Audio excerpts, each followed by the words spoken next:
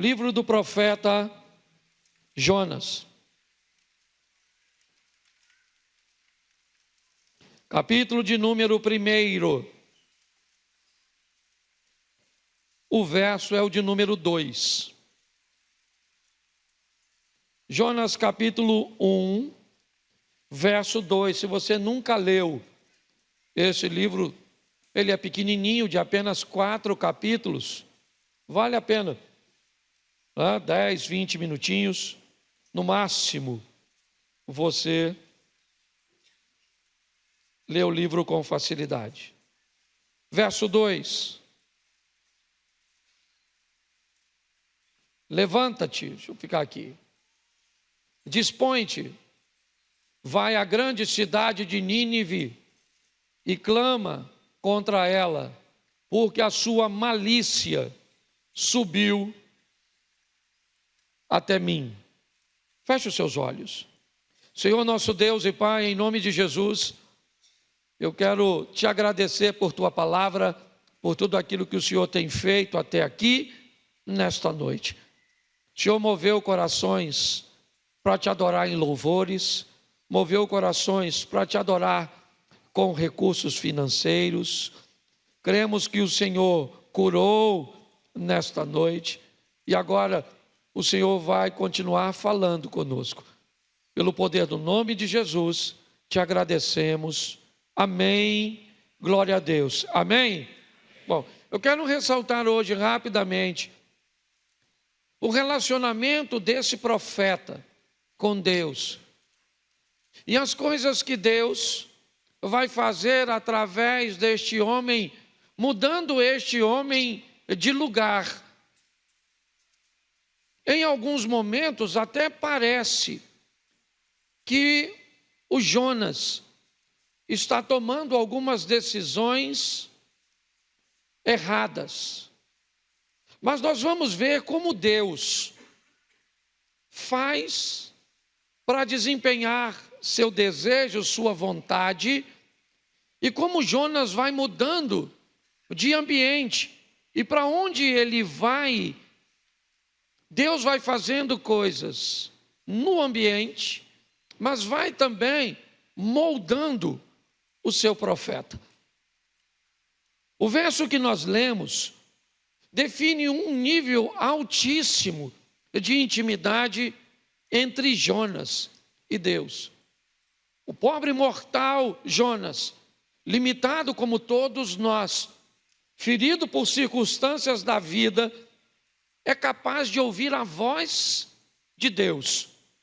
O texto diz que o Senhor conversou com Jonas, dizendo para ele: levanta-te, dispõe-te, vai à grande cidade de Nínive e clame contra ela, porque a sua malícia subiu até a mim.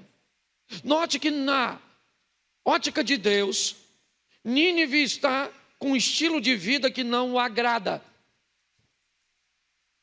A forma como os ninivitas estão vivendo não agradam a Deus. Eles são maus. E pela maldade cujas quais eles estão inseridos, eles estão perdidos, longe do Senhor. Então Deus tem um projeto de salvar aquele povo. Por isso que a mensagem não vai a favor, ela vai contrária. O propósito da mensagem que Deus está orientando Jonas a levar até Nínive é uma mensagem de oposição ao estilo de vida, aos atos, à maneira de viver. O que Jonas vai levar aos ninivitas é uma mensagem que diz: o que vocês estão fazendo não é certo. Vocês precisam, certo? Rever a rota de vocês, a forma de vocês viverem, porque dessa forma vocês estão perdidos. Essa é a ótica de Deus. Na ótica de Deus, os ninivitas não estão vivendo bem. Mas olha o alinhamento do profeta com Deus. Na ótica do profeta, Nínive também não merece. O profeta é capaz de concordar com Deus que o estilo de vida realmente não é bom, não é adequado. Alguns defendem alguns motivos, algumas razões pelas quais Jonas não gostaria de estar ali, quer por medo, quer por ter sofrido danos, certo? Em sua casa e a sua família, por ataques dos ninivitas. Mas o que eu quero chamar a sua atenção é que há um alinhamento entre a mente de Deus e a mente do profeta. Deus olha para o povo e diz que o povo está vivendo um estilo de vida incorreto. Jonas enxerga do mesmo jeito. Então eles estão alinhados. Há uma proximidade entre o profeta e entre Deus, entre a mente do profeta e a mente de Deus. Só que a mente de Deus deseja salvar o pecador. Deus quer resgatar os ninivitas, quer levar uma palavra de confronto para eles, para que eles se alinhem. E aí, o relacionamento entre Deus e o profeta começa a enfrentar dificuldades. Porque nessa parte o profeta pensa diferente de Deus. Agora, aquele homem que tem intimidade com Deus, certo? E que ouve a voz do Senhor, que recebe orientações diretas de Deus, que pensa como Deus em algumas ocasiões, agora já não está pensando como Deus. Agora ele discorda de que isso que Deus está mandando ele fazer está certo. Nem sempre nós vamos concordar com o que Deus quer que façamos. É muito bom quando isso acontece, quando há um alinhamento, quando temos a certeza. Mas quando Deus começa a dizer para você continuar com o marido, que você planeja largar, que você precisa resgatar um amor que você já deu por falido. Quando as orientações começam a entrar num desalinhamento, as coisas começam a enfrentar problemas. Quando Jonas recebe essa orientação, o verso 3 diz que ele se levanta para fugir da presença de Deus. Jonas se dispôs, mas para fugir da presença do Senhor, para Tarsis. E tendo descido a Jope, achou um navio que ia para Tarsis, pagou, pois, a sua passagem, embarcou nele para ir com eles para Tarsis, para longe da presença do Senhor. Presta atenção agora, porque o profeta está fora de rota. Era para estar indo a Nínive e ele desce ao porto marítimo de Jope. Sua proposta é ir para a Espanha, para Tarsis. Ele então compra uma passagem e entra no barco e vai fazer a viagem. Bom, ele está desobedecendo a Deus, mas ele é servo de um Deus que quer salvar. Jonas não está onde Deus gostaria que ele estivesse, entre aspas. Por quê? Porque Jonas está num ambiente onde tem pecador. E onde tem pecador, Deus quer manifestar a salvação. Posso ouvir um amém? Isso. Por que é que na sua casa tem gente que precisa conhecer o Senhor e você conheceu primeiro? Por que é que no seu bairro, no seu clube, onde quer que seja, certo? Tem alguém com um comportamento como o dos ninivitas, um comportamento reprovável, um comportamento que precisa de confronto, mas um comportamento que precisa, certo? Que é reprovável, que precisa de confronto, mas que precisa ser feito com o propósito de salvação e não de destruição. A mente do profeta vai precisar mudar, mas vai levar um pouco mais de tempo, porque às vezes mudar um crente é mais difícil do que mudar um descrente, um novo convertido. E nós vamos olhar agora. A história eu acredito que a maioria conhece. Jonas compra uma passagem, entra num barco, desce ao porão, vai dormir e a tempestade vem. Ela começa a arremessar o barco e comprometer a integridade de toda a estrutura. O mestre do navio, o capitão, ele é responsável por tudo, certo? Pela embarcação, por tripulação, por passageiro, por carga. Ele começa a tomar algumas decisões para salvar o barco. Ele quer salvar o barco. Deus quer salvar as pessoas que estão no barco. É isso. Nós temos ali duas preocupações com salvação. Novamente nós temos um homem, o capitão do navio, o responsável, querendo salvar sua propriedade. O que ele quer salvar é sua embarcação. Ele quer salvar também toda a mercadoria que ele transporta. E, obviamente, quer salvar as pessoas de não morrerem afogadas. Mas há alguém nessa ocasião que está querendo salvar as pessoas. Não simplesmente de morrer afogado, mas de perderem, a oportunidade de estar novamente um dia com Deus em glória. Então, o problema está inserido. Jonas está dentro do barco, a tempestade veio, localizam Jonas e alguém pergunta a ele: quem você é? Identifique-se. De que povo? De onde você está vindo? Que Deus você serve? E Jonas então narra sua experiência do verso 2. Eu estava no local, Deus falou comigo que eu deveria ir para Nínive, mas eu fugi e vim para cá, comprei para fugir, Comprei essa passagem para fugir da presença de Deus. Antes um pouquinho disso acontecer, coloca o verso 5, por favor. Então os marinheiros, cheios de medo, clamavam cada um ao seu Deus. Note que a palavra Deus está com letra minúscula, o que descreve que cada um estava clamando aquilo que acreditava que era um Deus para eles.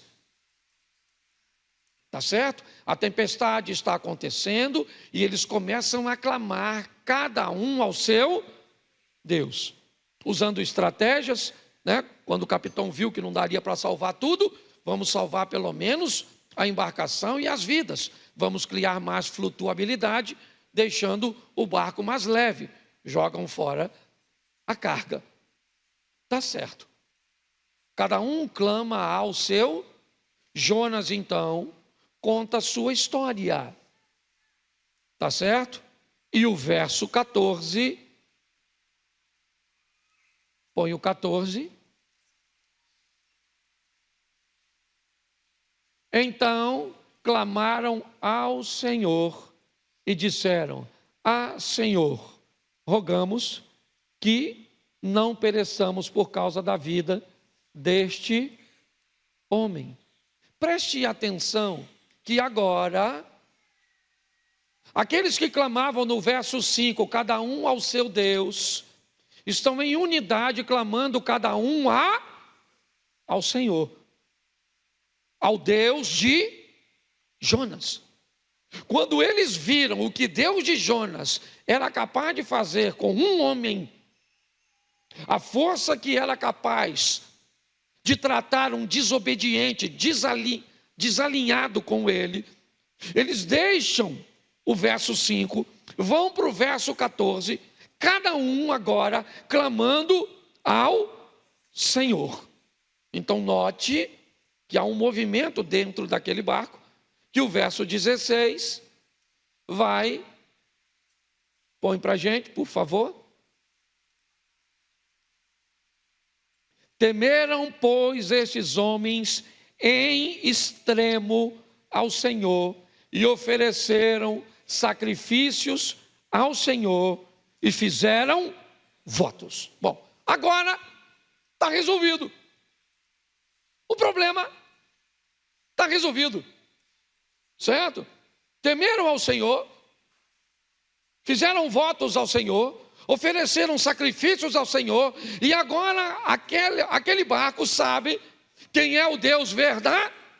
Então está na hora de tirar Jonas de lá. A missão acabou. Deus salvou as pessoas que queriam. O barco está salvo, está tudo certinho, todo mundo lá dentro sabe que ele é Deus. Então a missão de Jonas havia terminado, certo? Então ele é lançado fora do navio. Isso precede um pouquinho o texto que eu estou dizendo, mas eu estou só te mostrando o que está acontecendo. Por que Jonas foi lançado do navio para fora? Porque a missão dele dentro do navio acabou. E quando a missão acaba, está na hora de ir embora. Está na hora de descobrir qual é a próxima missão. O que Deus tem agora para fazer através de mim. Eu preciso estar pronto para os novos ciclos da minha vida, onde um encerra e onde outro começa. Então acabou. Então Jonas é jogado para fora do mar, ou para fora do barco. E o verso 17, deparou-se,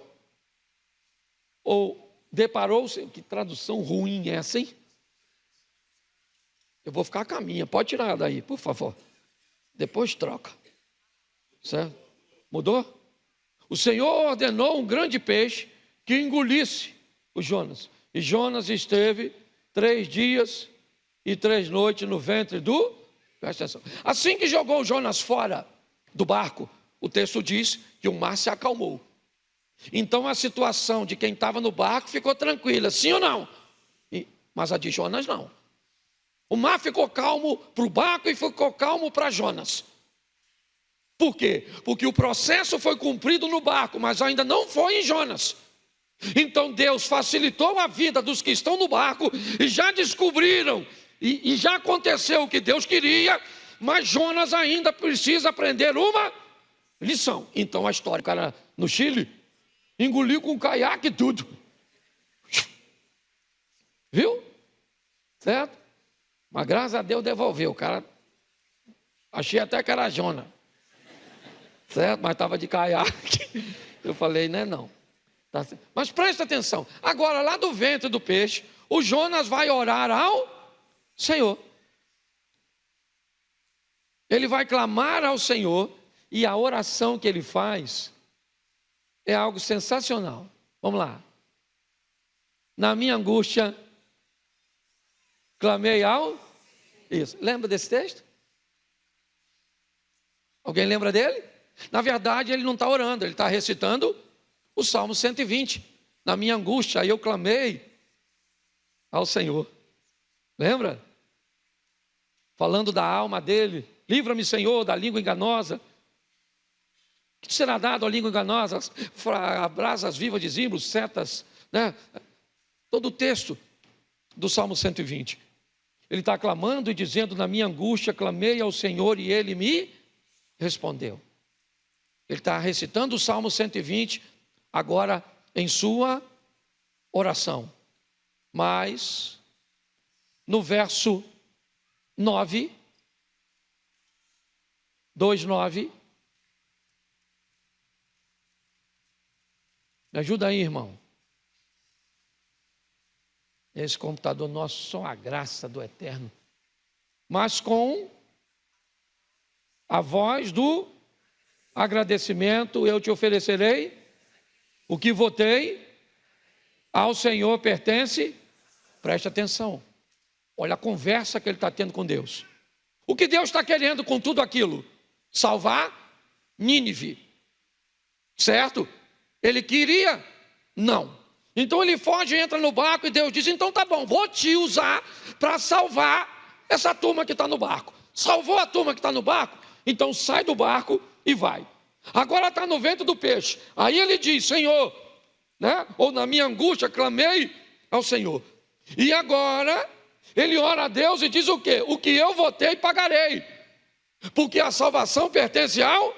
Então tá bom o que ele está dizendo. Eu vou, tá certo. Se a missão terminou, ele vai cumprir. Porque você lembra de Jó 42:2, lembra? Porque os teus planos não podem ser frustrados. Então Deus vai cumprir o seu propósito, porque Ele é soberano. E é assim que funciona. Ele diz: a salvação pertence ao Senhor e eu vou para Nínive. Então está na hora de fazer o quê? Sair do peixe. Porque a missão no peixe já se cumpriu. A missão no peixe era convencer o profeta de que do que Deus queria fazer e que ele iria ser usado como instrumento. Jonas disse: o que eu votei, pagarei. E eu sei, tá bom, a salvação pertence ao Senhor. Eu não gostaria de ir lá. Mas um servo de Deus não faz o que quer, faz o que é preciso. Posso ouvir um amém da igreja? Isso. Tá certo? Ele faz o que é preciso. Então entendeu, está na hora de sair do peixe. E agora nós vamos para o capítulo 3, verso 3. Levantou-se, pois, Jonas e foi a Nínive, segundo a palavra do Senhor. Ora, Nínive era cidade muito importante diante de Deus e de 3 dias para percorrê-la. Certo? Quando a Bíblia fala percorreu a distância de um sábado, é 1.400 metros. Certo? Por guardar o sábado, eles não andavam mais de 1.400 metros. Mas a caminhada de um dia, só para você entender isso, era aproximadamente entre 25 a 32 quilômetros. Vamos pegar por baixo, 25, certo? Nínive era uma cidade mais ou menos do tamanho daqui a Mangaratiba, talvez. Daqui até o Recreio dá 60 quilômetros de Xerém ao Recreio dos Bandeirantes. Então, para andar 3 dias, andando 25 por dia, que era normalmente o que eles faziam, era uma cidade muito grande, até para a gente mensurar aqui. Mas agora ele está onde Deus mandou.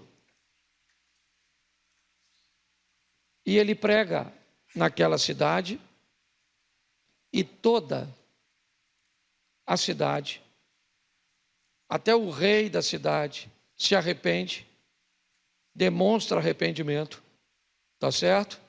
E a missão está cumprida. Quando isso acontece, a missão cumpriu. Se cumpriu, está na hora de sair. Missão cumprida, capítulo 4, verso 5. Preste atenção. Então Jonas saiu da cidade, assentou-se ao oriente da mesma, e ali fez uma enramada, um abrigo, e repousou debaixo dela à sombra, a ver o que aconteceria à cidade. Olhe bem, ele tem um prazo, depois você lê. A cidade estava para ser destruída. Agora o povo se arrepende, a missão dele acabou, então não faz mais sentido ele continuar ali. O problema é que Jonas não gosta do resultado. E ele vai conversar com Deus. Note que eles continuam com o relacionamento. Jonas não está afastando do Senhor porque não concorda com isso, porque não concorda com aquilo, porque Deus mandou a fazer isso, porque eu sou a favor de dízimo, eu sou a favor disso, eu sou a favor daquilo outro, porque o outro pecou, porque o outro caiu, porque o outro... Pessoas que se separam num relacionamento por coisas tão pequenas, é porque o nível de relacionamento é extremamente raso. E não dá para manter um relacionamento profundo com pessoas rasas. A turma aqui de Xerém sabe, a gente tomava banho de rio junto. Havia uma regrinha básica, certo? A primeira coisa que se faz num ambiente para mergulho é descobrir a profundidade do local. Você não chega numa piscina e mergulha. Você chega e descobre qual é a profundidade da piscina. E a profundidade da piscina diz a você qual é a forma que você vai lidar nela. É assim que funciona. Quem sabe nadar não pode entrar neste local. Por quê? Porque ali a piscina não dá pé, ela é funda demais. E onde é mais raso? Onde é mais raso, não pule de ponta, pule em pé. É assim que funciona. Quando nós tomávamos banho, era assim. Chegou num poço novo, onde ninguém nunca tomou banho, nenhum dos meninos mergulhava. Não sabia se tinha uma pedra. E mais, mesmo que o poço fosse conhecido, nessa época, que era agora, que era a época dos temporais, certo? Aquela chuva, volta e meia, o que acontecia? Troncos se deslocavam. E se o poço era novo, mas uma tempestade aconteceu recentemente, nenhum dos meninos entrava nem no lugar que já conhecia da mesma forma, e sim com muito mais cuidado. E eu não estou falando de tomar banho e de mergulhar. Eu estou falando de relacionamento. Note que mais uma vez fica conflitante. Mais uma vez o profeta não está bem. Ele não está entendendo. Então ele começa a reclamar com Deus. Eu sabia que o Senhor ia perdoar esse povo. Eu sabia, por isso é que eu não queria vir aqui. E aí Deus precisa novamente. Já salvou a turma do barco, já salvou a turma de Nínive, só precisa educar seu profeta. Fazer com que ele entenda que há um propósito maior, que suas perdas particulares não podem mudar a sua ótica a respeito de Deus. Então, a história precisa continuar. Capítulo 4, verso 6. Então, fez o Senhor Deus crescer uma planta, que subiu por cima de Jonas, para que fizesse sombra sobre a sua cabeça, a fim de o livrar do seu desconforto. Jonas, pois, se alegrou em extremo por causa da planta. Olha só, ele tinha quase desmaiado por causa do calor. Então ele busca um abrigo, como nós vimos, mas uma planta, certo? Uma trepadeira. Ela vai rapidamente, milagrosamente, certo? Num período muito rápido, cobrir todo o ambiente. E o Jonas descobre que aquilo é um milagre e que Deus continua com ele, mesmo eles não estando tão alinhados assim. Ele está feliz, certo? Porque a planta, verso 7, mas Deus no dia seguinte, na manhã, ao subir da alva, enviou um verme, o qual feriu a planta e esta secou. Agora o Jonas ficou bravo. Note que hora ele está feliz, hora ele está bravo, hora ele está afim, hora ele não está. Está lembrando de alguém? Deu para lembrar? Tem hora que as coisas estão boas, tem hora que não estão, tem hora que a notícia é favorável, tem hora que não quer, tem hora que você vai para o céu, tem hora que você fala que o inferno talvez seja melhor. Você está dando, tem hora que... Você consegue entender? Agora, a felicidade de um dia vira tristeza no outro, porque a planta morreu. Ai, Jonas. Deus vai conversar com ele, porque Deus quer mostrar para ele que ele está preocupado com a morte de uma planta, mas não se preocupa com a morte de vidas. Então, põe aí o verso seguinte. E descendo o sol, Deus mandou um vento que bateu na cabeça de Jonas, de maneira que desfalecia, pelo que pediu para si dizendo que melhor é do que... Aí quem é que vem? O terapeuta. Então perguntou Deus a Jonas: é razoável essa tua ira por causa da planta? Ele respondeu: é razoável a minha ira até a morte. Note que ele está nervoso, nervosinho, conversando com Deus. E aí Deus falou: você tem compaixão da planta que não custou seu trabalho. Ele falou: quem criou a planta fui eu, então quem mata a planta sou eu, o qual não fizeste crescer, e numa noite... Isso, parece um texto do Novo Testamento, lembra? Lembra quando Deus falando sobre a glória de Salomão? Os lírios do campo, que hoje e amanhã, certo? Olha só, numa noite nasceu e numa noite pereceu. Verso 11. Não hei eu de ter compaixão de uma grande cidade de Nínive, em que há mais de 120 mil pessoas que não sabem discernir entre a mão direita e a mão esquerda, e também muitos animais. Vamos lá?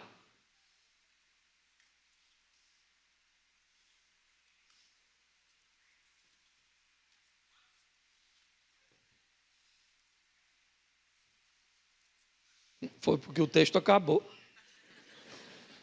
Fiquei empolgado. Deixa eu pegar o meu fechamento. Preste atenção o que Deus está dizendo para ele. Olha só que coisa extraordinária. Fala, cara, você está preocupado com a planta? E não está preocupado com as pessoas? Você ficou triste porque eu salvei uma cidade. Olha só. E agora? Você está triste porque uma planta morreu? Eu acho muito legal como a história termina. Porque provavelmente Deus e Jonas tiveram outros embates. Outras histórias que não bateu. Outros momentos que Jonas não entendeu. Mas o relacionamento entre Jonas e Deus não terminou porque ele não entendeu. Não terminou porque o desfecho não foi o que ele gostaria que fosse. Jonas entendeu que por onde ele passava, o propósito era o mesmo: salvar pessoas. Aqui na igreja o propósito é salvar nas pessoas. Você vai sair daqui, vai fazer um lanche, vai tomar um sorvete, vai fazer alguma coisa ali fora, o propósito é salvar pessoas. As pessoas que estão lá no estacionamento, estão trabalhando, não é guardando carros, é salvando pessoas. As pessoas que estão ali na recepção, elas não estão segurando uma placa, não. O que elas estão fazendo? Elas estão salvando pessoas. O pessoal que está aqui cantando e ministrando, o que eles estão fazendo? Salvando pessoas, salvando pessoas, salvando pessoas. Já já o culto termina, para onde nós vamos? Para outro lugar, talvez o barco, talvez Nínive, eu não sei. Mas onde estivermos, na escola, no trabalho, no clube, na vizinhança, o que nós devemos estar fazendo? Salvando pessoas. Levando pessoas a conhecerem ao Deus que você conhece. Quem são essas pessoas? Todas elas. As que você gosta e as que você não gosta. As que você acha que merece e as que você acha que não merece. A salvação é para todos. Seja essa pessoa um estereotipo cujo qual você se agrada ou você concorda, esteja ela vestida do jeito que estiver, se ela está sóbria, se ela está dopada, se elas mantêm relacionamentos heterossexuais ou homoafetivos, se elas são de direita ou de esquerda, se são políticos ou empresários. Qual é a diferença que isso faz para você, Jonas? Talvez muita. Para Deus, nenhuma. Desde que uma mensagem de confronto seja lançada, desde que um arrependimento venha a ser trazido pelo mover do Espírito Santo, desde que uma conversão se estabeleça e desde que as crises vividas nesse processo não nos afastem de Deus.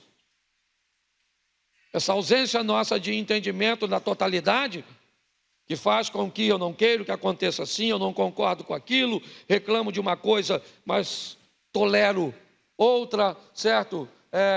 Como diz a Bíblia, eu vou coar um mosquito e vou engolir um camelo, deixo passar algo grande, mas vou apontar defeitos pequenos. O processo é salvar pessoas. E quem ele vai usar? Eu e você. Porque Jonas, ele não está mais aqui. Nínive também não. Aqui é Mantiqueira, Xerém, Santa Cruz da Serra, Figueira, Saracuruna. Aqui é Duque de Caxias, é Nova Iguaçu. Aqui é o Rio de Janeiro. É assim que funciona. São as pessoas que precisam ser alcançadas. Assim que eu cheguei na igreja, hoje, uma menina me chamou. Pastor, eu preciso falar com o senhor. E é particular, estava quase para terminar o culto, para começar o culto. Eu falei, pode ser aqui? Ela falou, pode. Ela me levou no cantinho e disse, eu preciso falar com o senhor. Porque no último culto eu aceitei Jesus, mas não fui lá na frente. O senhor pode orar por mim, porque eu estou recebendo Jesus. E alguém recebeu Jesus antes do culto começar. Porque Deus é quem salva. Então eu não sei o que você veio fazer hoje aqui. Talvez só ouvir uma palavra. Nem todo mundo encontrou Jesus no mesmo dia. Mas talvez você tenha sido trazido hoje aqui. Porque esse é o barco, eu sou o Jonas. E talvez hoje você faça parte da tripulação. Talvez você hoje seja um passageiro. Talvez hoje para você não seja Nínive. Ou não seja o barco, seja Nínive. E você seja um ninivita. Que Deus usou o louvor, a oferta, a palavra para alcançar você. Quando Deus nos chama para algo, nossa primeira reação nem sempre é obediência imediata. Às vezes tentamos fugir, nos esconder ou ignorar o chamado, como se pudéssemos escapar do propósito que Ele tem para as nossas vidas, como se os olhos do Senhor não estivessem sobre toda a terra para que possa nos encontrar. Mas a verdade é que não há um lugar onde possamos nos esconder da voz de Deus. Ele nos chama porque Ele tem um plano perfeito e fugir só nos afasta das bênçãos que Ele deseja derramar sobre nós. Jonas tentou fugir, tomou um caminho oposto ao que Deus havia ordenado e acabou enfrentando uma grande tempestade. Assim como aconteceu com ele, nossa desobediência não afeta apenas a nós, mas também aqueles que estão ao nosso redor. Mas mesmo no meio da tempestade, Deus nos dá a oportunidade de voltar atrás e de reconhecer o nosso erro e atender o seu chamado. O Senhor não desiste de nós e isso é maravilhoso. Ele nos corrige com amor e nos coloca de volta no caminho certo. A boa notícia é que não importa há quanto tempo você tem resistido, ainda há tempo de dizer sim. Deus não escolhe pessoas perfeitas, mas Ele capacita aqueles que aceitam o chamado. Muitas vezes pensamos que não somos capazes, que não estamos prontos, ou que alguém faria melhor do que nós, mas Deus vê além das nossas limitações e Ele reconhece o nosso coração e nos fortalece para cumprir o que Ele nos confiou. A palavra nos lembra, se quiserdes e me ouvirdes, comereis o melhor desta terra. Isaías, no capítulo 1, verso 19. Isso significa que há promessas e bênçãos reservadas para aqueles que obedecem. Você tem ouvido o chamado de Deus ou tem resistido por medo ou insegurança? Pense sobre isso, porque hoje é o dia para você parar de fugir, caso esteja fugindo, claro. E se Deus te chamou, Ele mesmo te capacitará. Então não tenha medo, Ele vai abrir as portas, Ele vai te municiar, Ele vai prover tudo o que você precisa para realizar o propósito e o chamado que Ele tem para você. Eu espero que essa palavra te fortaleça e te encoraje a ponto de dizer sim ao propósito de Deus. Ele tem grandes coisas para você realizar através dessa jornada que Ele determinou para a sua vida. Eu espero que você tenha gostado dessa mensagem, que ela tenha sido relevante para você. Deixe aí nos comentários o que você achou. Se você não é inscrito ou inscrita nesse canal, peço que você se inscreva e ative as notificações para receber mais conteúdos como este. E também deixe aí o seu like. Isso não custa nada para você, mas nos ajuda demais a ser recomendados aí pelo YouTube. Um forte abraço, que Deus te abençoe poderosamente. Até breve.